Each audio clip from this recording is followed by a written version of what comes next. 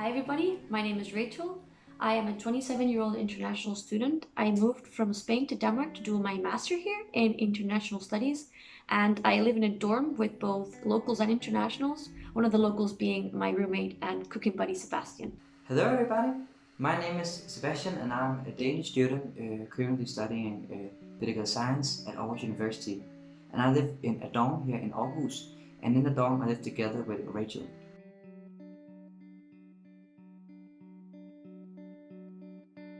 The adaptation process for me has certainly been one of change over time, which I think is very similar for a lot of internationals in Denmark. We have this idea that there's going to be a language barrier and that Danes are quite cold and distant, which is true initially. This is only because they're quite protective and nurturing of their existing friendship group, and this is a circle that's quite hard to break through, and it might be a bit intimidating for internationals. But I can guarantee you that once you're able to open that circle and be part of it, you have this group of really warm and amazing friends that might just be friends for life. Well, adapting to an international setting has been quite easy in general, I think.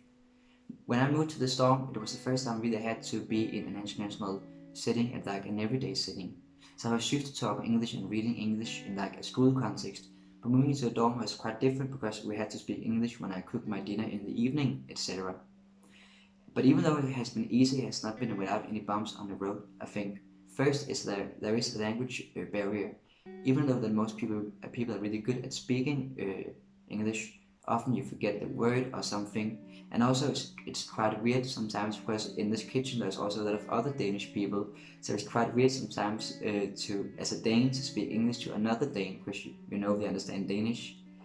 And there is also sometimes a cultural difference between people, so sometimes things like a context or a joke or something gets lost in translation. But I will say, even though these are bumps on the road, it is mostly something that changes with habit. So you get used to speaking English in like an everyday setting and all this. So it's just something that takes time, and in the end, it just feels like it's just normal.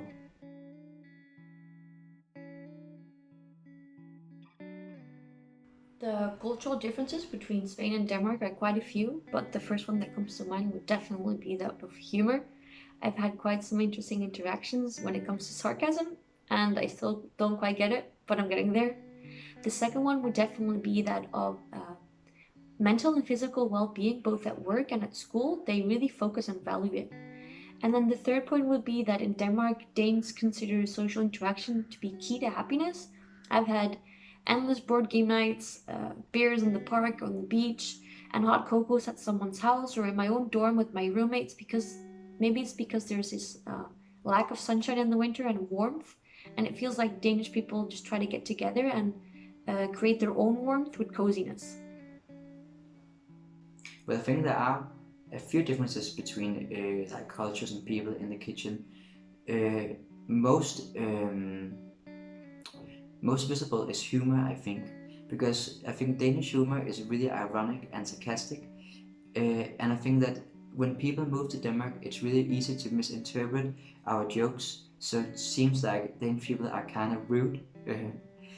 But in the end, you find each other and you find out that it's only a joke and all this. So in the end, you just laugh about it. But at first, it it may appear that Danes are really cold and rude, but I think it's just like the humor.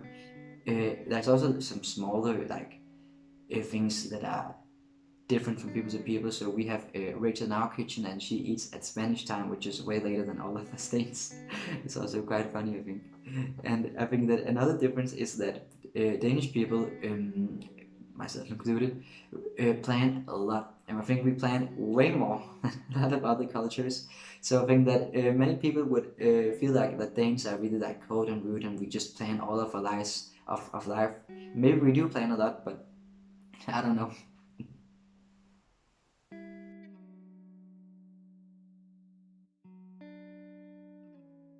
I can certainly say that my social life has grown a lot ever since I moved to Denmark. I think one of the fears for internationals is that they won't bond with locals or they will only bond with internationals. And I can certainly say that this is a thing of the past now. I've made connections on a way deeper level than I initially thought I would.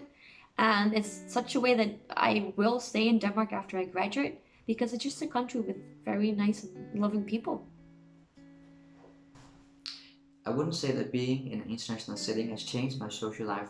Instead, I would say it has complemented my social life.